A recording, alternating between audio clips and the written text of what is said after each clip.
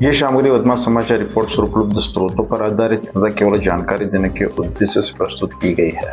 Video में प्रयुक्त कुछ तस्वीरें और दृश्य प्रतीकात्मक है।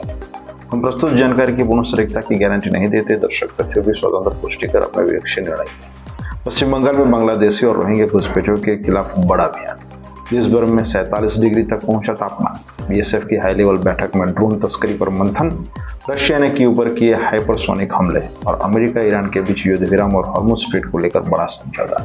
नमस्कार, मैं आपका होस्ट हितेश बारोट और आप देख रहे हैं टर्न ऑफ द न्यूज, जहां खबरें नहीं समझ बनाई जाती है।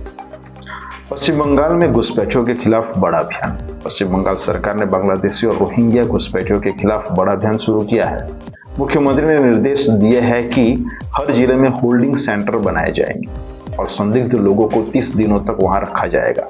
सचिवालय से इस प्रक्रिया को लागू करने के आदेश जारी किए जा चुके हैं। ETN analysis. इलीगल इमिग्रेशन अब सिर्फ बॉर्डर इश्यू नहीं बल्कि नेशनल सिक्योरिटी और डेमोग्राफिक बैलेंस से जुड़ा बड़ा राजनीतिक विषय बन चुका है और इसी बीच देश भीषण गर्मी से जूझ रहा है। देश के 37 शहरों में तापमान 47 degree. UP, MP, Rajasthan, Telangana, Uttarakhand, Haryana और महाराष्ट्र समेत 12 राज्यों के 37 शहरों में तापमान 47 डिग्री तक पहुंच गया है। हैदराबाद, रंगारेड्डी, करीमनगर, खम्मम, सूर्यापेटा, मुलुगु और महबूबनगर में 26 मई तक हीट वेव अलर्ट जारी किया गया है। ETN analysis. Extreme climate conditions अब इंडिया की इकोनॉमी, हेल्थ सिस्टम और डेली प्रोडक्टिविटी पर सीधा असर डाल रहा है। अब सीमा सुरक्षा और ड्रोन तस्करी से जुड़ी बड़ी खबर। अमित शाह की BSF अधिकारियों के साथ हाई लेवल बैठक। गृह मंत्री अमित शाह आज बीकानेर में BSF और इंटेलिजेंस एजेंसीज के वरिष्ठ अधिकारियों के साथ बैठक करेंगे। बैठक का मुख्य विषय ड्रोन के जरिए हथियारों और नशीले पदार्थों की तस्करी बताया गया है।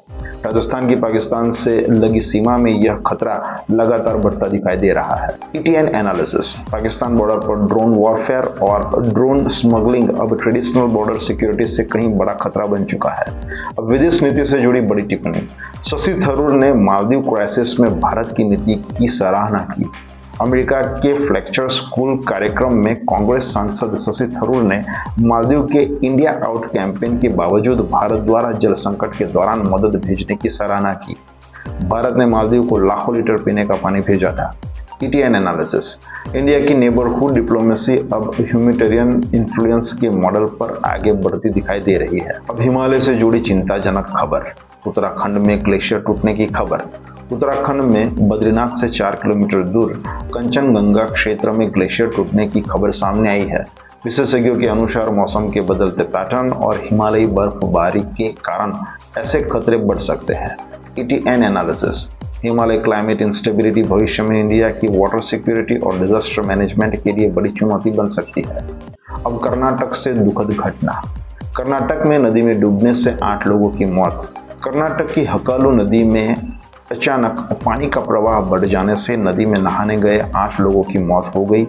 इस घटना में 7 महिलाएं शामिल बताई जा रही है, जबकि 2 लोग अभी भी लापता है। ETN analysis.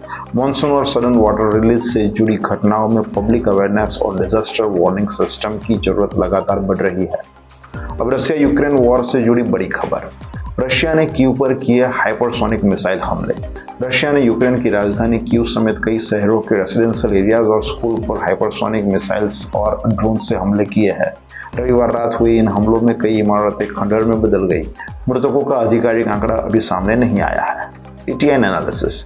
Russia Ukraine war अब हाई टेक मिसाइल वॉरफेयर के नए और खतरनाक चरण में प्रवेश करता दिखाई दे रहा है। अब इंडिया अमेरिका स्ट्रेटेजिक रिलेशंस पर बड़ी चर्चा। रूबियो और जयशंकर के बीच वैश्विक चर्चा। अमेरिकन विदेश प्रधान मार्को रूबियो और भारतीय विदेश मंत्री S जयशंकर के बीच वैश्विक और क्षेत्रीय मुद्दों पर विस्तृत चर्चा हुई। संयुक्त पत्रकार परिषद में रूबियो ने कहा, पिछले साल टैरिफ के कारण रिश्तों में गिरावट आई थी, लेकिन अब दोनों देशों के संबंध और मजबूत होंगे। उन्होंने कहा कि आने वाले एग्रीमेंट्स लंबे समय तक टिकने वाले होंगे। ETN analysis. India US relations अब सिर्फ ट्रेड पार्टनरशिप नहीं बल्कि स्ट्रेटेजिक जियोपॉलिटिकल अलायंस की दिशा में बढ़ते दिखाई दे रहे हैं। अब पाकिस्तान से जुड़ी बड़ी आतंक की खबर। पाकिस्तान में जाफर एक्सप्रेस पर आत्मघाती हमला। पाकिस्तान के बलूचिस्तान में जाफर एक्सप्रेस ट्रेन पर आत्मघाती हमला हुआ है। विस्फोट से भरी कार को ट्रेन कोच से टकराकर हमला किया गया। इस हमले में 24 लोगों की मौत और 100 लोगों से अधिक लोग घायल बताए जा रहे हैं। मृतकों में पाकिस्तान आर्मी के जवान भी शामिल है। बलूचिस्तान इंस्टेबिलिटी अब पाकिस्तान की इंटरनल सिक्योरिटी के लिए सबसे बड़ा संकट बनती जा रही है और अब मिडिल ईस्ट से सबसे बड़ी जियोपॉलिटिकल खबर। अमेरिका ईरान के बीच बड़ा समझौता। अमेरिका और ईरान के बीच कई महत्वपूर्ण मुद्दों पर समझौता हुआ है। मुख्य बिंदु हॉर्मुज़ स्ट्रेट को 60 दिनों तक बिना टोल के खुला रखा जाएगा। ईरान को क्रूड ऑयल बेचने की छूट दी जाएगी। ईरान ने लेबनान में इजराइल के हमले रोकने की मांग की है। बताया गया है कि युद्ध विराम 60 दिनों तक लागू रहेगा, हालांकि नाकाबंदी जारी रहेगी।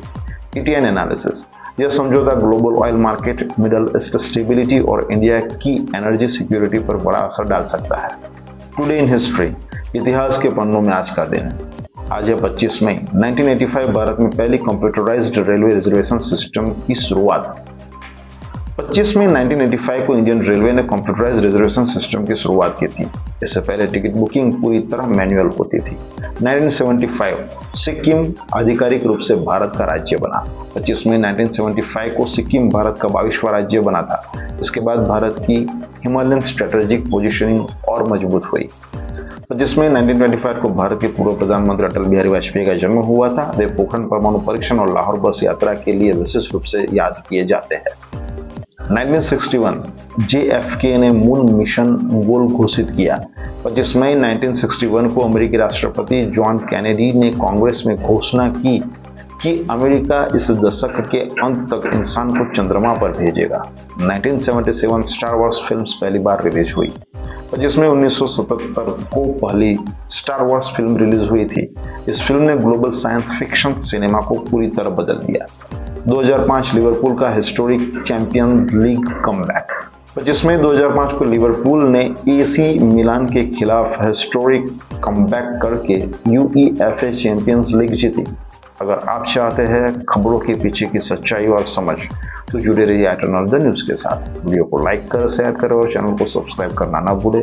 मैं हूं हितेश बारोट। मिलते हैं अगली खबर में, तब तक सतर्क रहिए, जागरूक रहिए। नमस्कार।